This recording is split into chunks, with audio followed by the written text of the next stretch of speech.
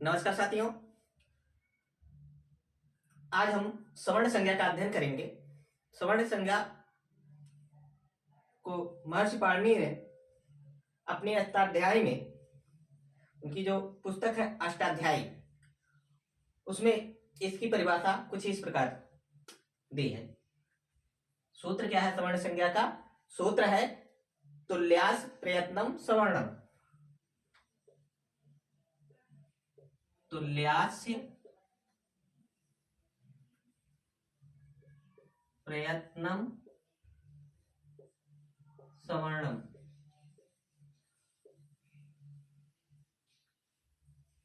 तुल्यास प्रयत्नम सवर्णम। क्या कहा है उन्होंने? तुल्यास प्रयत्नम सवर्णम। यहां देखिए बीच में गैप नहीं है, ठीक। अब यहां ऐसे लिख सकते हैं इसको, तुल्यास प्रयत्नम, ठीक। नहीं तो आप कहेंगे अलग लिख दिया। तुल्यास प्रयत्नम सवर्णम। ये कौन सा सूत्र है? प्रथम अध्याय के प्रथम पाद का 9वां सूत्र है, ठीक। देखिए सूत्रों के आगे ऐसे गिनती दी हुई होगी, ऐसे एक एक या एक दो करके, तो यहाँ एक एक 9, यानी अष्टाध्यायी के प्रथम अध्याय के पहले पाद का 9वां सूत्र, ठीक। क्योंकि आप सबको पता ही अष्टाध्यायी कितने 8 अध्यायों में विभाजित है और प्रत्येक अध्याय में 4 पाद हैं, कुल मिलाकर इसमें 32 पाद हैं, ठीक। तो चलिए वो इतर विषय है, आप यहाँ पढ़िए सवर्ण संज्ञा कहते किसे हैं। तो इसका सूत्र महर्षि पाणिनि ने दिया कि तुल्यास प्रयत्नम सवर्णम। इसको विच्छेद करिए तो आप समझ जाएंगे आसानी से।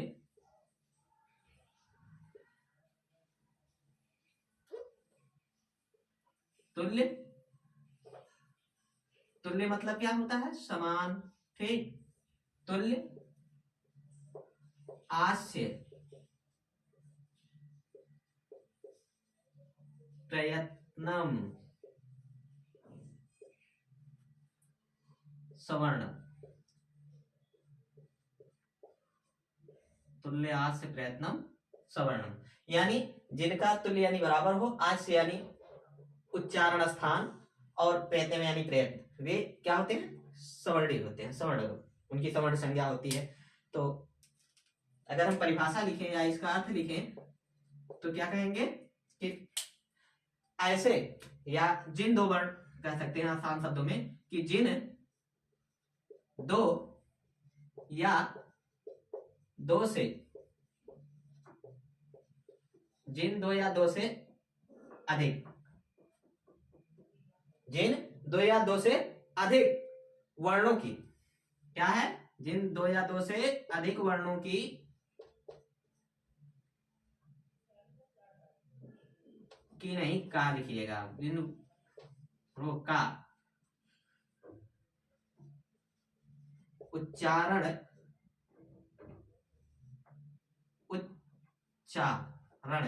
और आभ्यंतर प्रयत्न समान होता है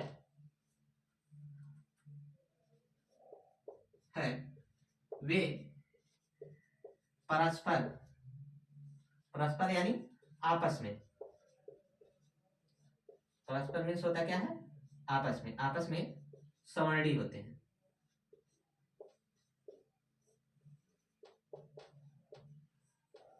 आपस में क्या होते हैं? सवर्णी होते हैं, अर्थात उनकी सवर्ण संज्ञा होती है। जब सवर्णी होंगे तो यानी सवर्ण संज्ञा होगी उनकी, सवर्णी अर्थात हैं, अर्थात उनकी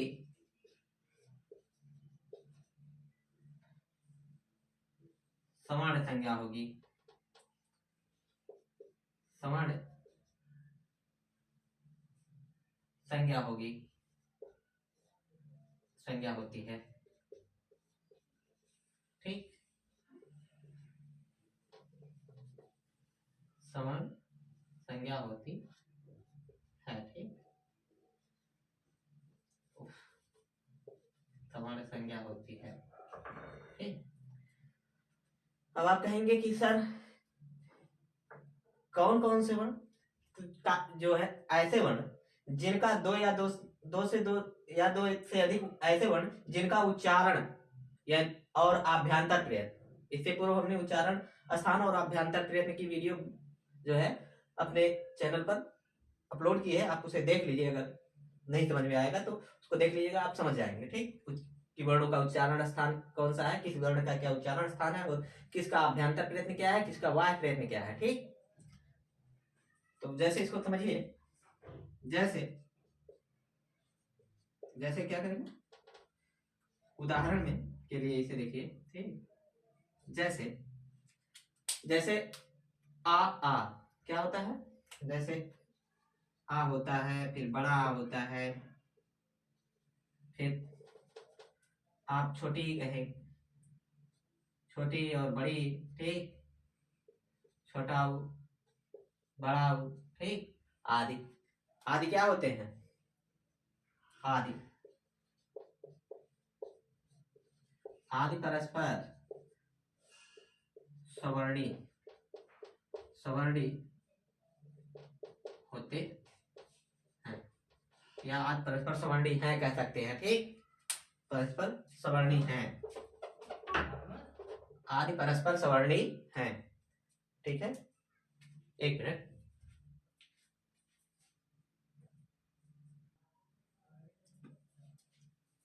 माफी चाहते हैं थोड़ा सा। ठीक, अब जैसे आप इसको अगर इससे नहीं समझ पा रहे हैं तो उदाहरण और समझिए। देखिए,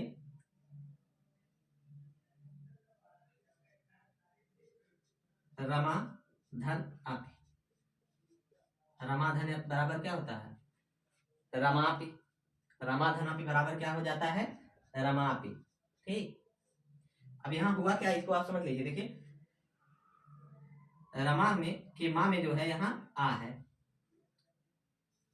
रा है, फिर माँ है, और फिर आपका बड़ा है। ठीक, ये हो गया राम और बड़ा। ठीक, इसको अलग प्लस लिख के ना ऐसे लिख दे रहे हैं, आप समझ जाइए। राम बड़ा प्लस क्या होगा, आ धन प, आप और ई। ठीक, आपा और ई। ठीक, अब यहाँ जो है आ और आ, ये आ रमा का बड़ा और अट का छोटा, यानी ये दीर्घ आकार और ये ह्रस्व आकार, दीर्घकार ह्रस्व आकार दोनों मिलकर क्या है, क्योंकि दोनों आपस में सवर्णी है, दोनों का उच्चारण स्थान क्या है, एक ही है। उच्चारण स्थान कंठ है दोनों का, और इनका इन दोनों का आभ्यंतर प्रयत्न विपरीत है, क्योंकि विपरीत स्वराणाम। तो इस कारण से इन दोनों वर्णों में आपस में संयोग संज्ञा हो गई, और ये आपस में मिलकर दीर्घ हो गए, तो रूप बना क्या, रमापि। ठीक, और एक उदाहरण देख लीजिए, भानु धनुदय बहुत जो है पूछा जाता है, भान उदय। ठीक, बराबर भानुदय। ठीक, बराबर क्या होता है, भानुदय। ओह, दो बार दाल लगा दिया, भानुदय। अब भानुदय कैसे बना, इसको देख लीजिए। इनकी सवर्ण संज्ञा कैसे हुई, भा भा है और आ है। ठीक, और ना है और बड़ा ऊ है। ठीक, प्लस यहाँ छोटा ऊ है, दा है और या है। ठीक, यहाँ ऊ और ऊ दोनों मिलकर क्या हुए, बड़ा ऊ और छोटा ऊ, क्योंकि इनका उच्चारण स्थान एक है। ठीक, और इनका आभ्यंतर प्रयत्न भी एक है, ये विपरीत इनका आभ्यंतर प्रयत्न आएगा, और उच्चारण स्थान भी इनका जो है एक है, इस कारण से क्या जो है इन वर्णों की, अगर आप कहेंगे कि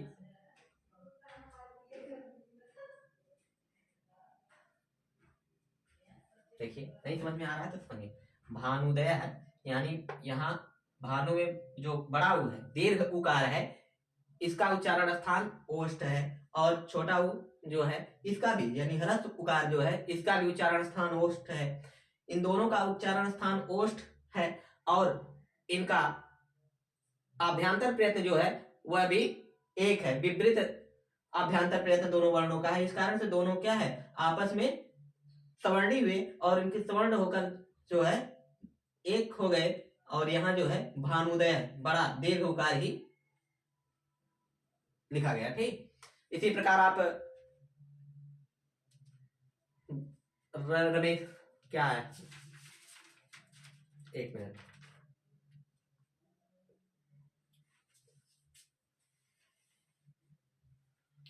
बहुत सारे उदाहरण हैं आप समय, पितृडम जैसे हुआ या फिर मुनीषः हुआ। ठीक, आशा समझ गए होंगे, इसमें आपको बहुत ज्यादा समझाने की जरूरत नहीं है। ठीक, नहीं तो एक और देख लीजिए, जैसे मुनि धनीश है, मुनि धन ईशा बराबर मुनीषा। ठीक, समझ गए होंगे, इस तरीके से आपको तो फिर करना नहीं, ई और ई मिलकर दीर्घ ई हो गए। ठीक, पितृ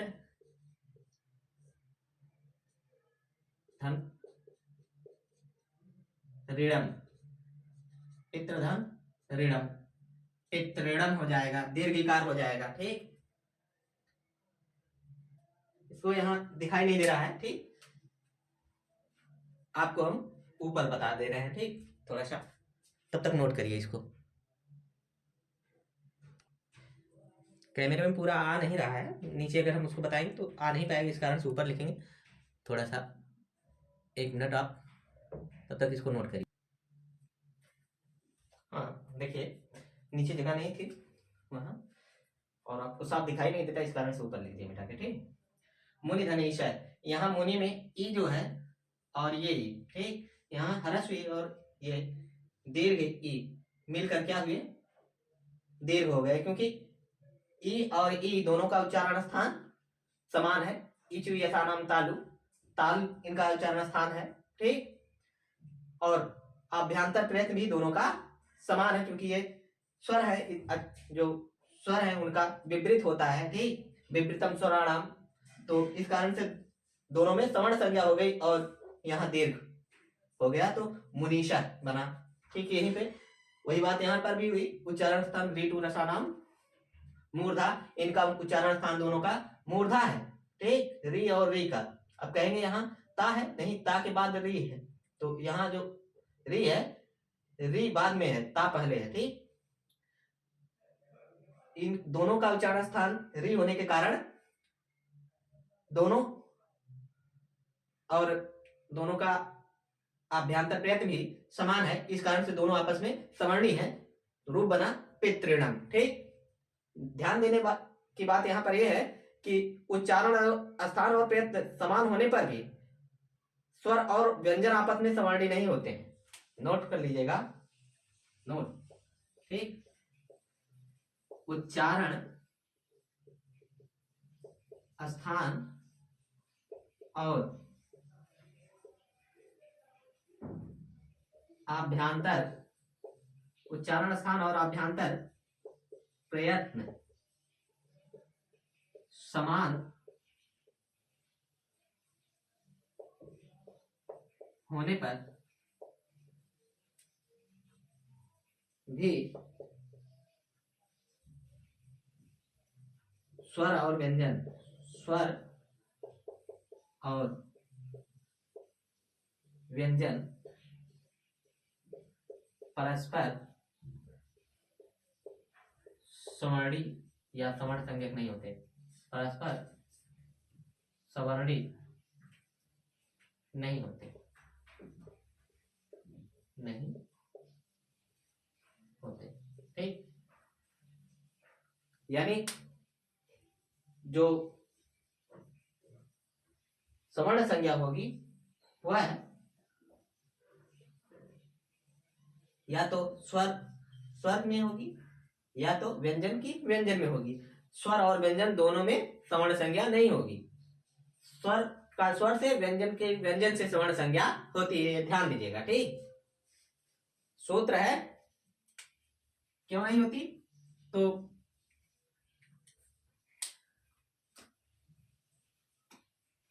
इसका खंडन किया इन्होंने कि मतलब क्यों नहीं होती, सवर्ण संज्ञा का खंडन किया है।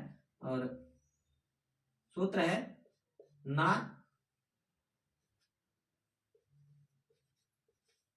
झलो, ना झलो। सूत्र कहता है कि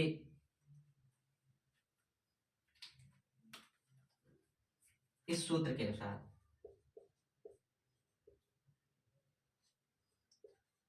इस सूत्र के अनुसार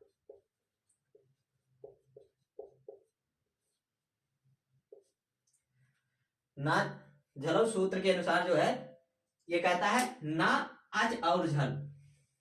ठीक, अच प्रत्याहार के अंतर्गत जो है स्वर वर्ण आते हैं और झल के अंतर्गत व्यंजन वर्ण आते हैं। यानी जो झल प्रत्याहार के अंतर्गत आने वाले जो वर्ण हैं उनकी और स्वर वर्णों की जो है अगर उच्चारण स्थान समान भी है और अभ्यांतर प्रयत्न भी समान है, फिर भी ऐसे वर्ण जो अच प्रत्याहार के अंतर्गत आते हैं और झल प्रत्याहार के अंतर्गत आते हैं, दोनों का आपस में कभी संयोग संज्ञा नहीं होती है। और एक पाणिनि जी ने एक विशेष उपबंध किया, उन्होंने कहा री लृ वर्णयो मृथा मिथा सावर्णम वाच्यम। री लृ वर्णयो, री लि वर्णयो मिथा सवर्णम वाच्य, मिथा सवर्णम, सवर्णम वाच्य। क्या है सवर्णम, सावर्णम वाच्यम या सवर्णम वाच्यम। ठीक, इसको कह सकते हैं सावर्णम वाच्यम। ठीक, यानी यह जो सूत्र है वह क्या कहता है कि री और री वर्ण ये वार्तिक है। ठीक, इस वार्तिक से री और रे वर्ण की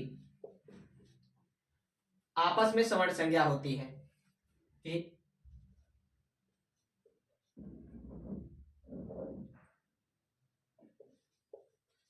आपस में सवर्ण संज्ञा होती है। ठीक, यह वार्तिक जो है री लृ वर्णयो मिथा सावर्ण्यम वाच्यम कहता है कि री और लृ वर्ण दोनों आपस में सवर्णी है, यानी इन दोनों की सवर्ण संज्ञा होती है आपस में। ठीक, आप इसको नोट कर लीजिए, फिर आपको हम प्रगृह संज्ञा का अध्ययन कराते हैं।